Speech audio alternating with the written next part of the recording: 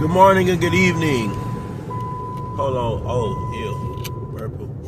Good morning and good evening, YouTube. Or good night wherever you're at. If you're watching my videos. This is going to be a story about my first time saving somebody from a blackout. And what it always taught me and what it actually did for my lifeguarding too. So, maybe a year back, this was in, something that was recent, but like a year back, I went on a charter with a particular free dive company, which I'm not going to say names. We basically were out there, doing some line diving and everything. It was a pretty normal day. This was my second time with the dive company.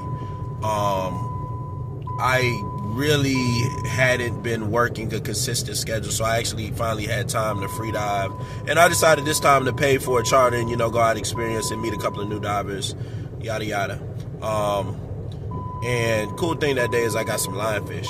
But anywho, we basically had been diving for probably maybe like 3 hours, if I remember correctly. And the day was going, normal. There was one dude that was just going up and down, and I've dove with this guy before. Me, him, and a good friend of mine.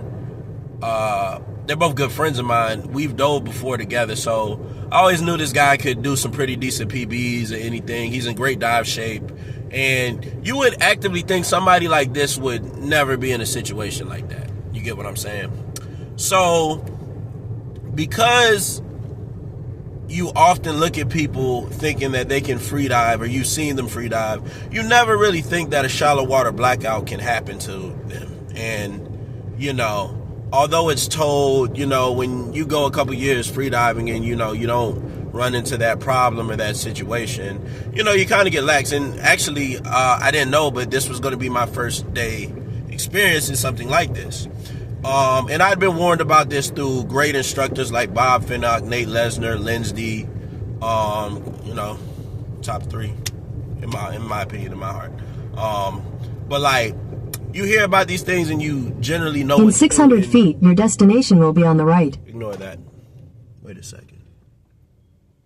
Wait, they said right. No, this is right. Okay, so anyways, basically, turn left onto Grant Street. Hold on, y'all. All right, so basically, at the light, turn right onto Johnson Street. Then your destination will be on the right. Oh, it's right there. All right, time to turn you off.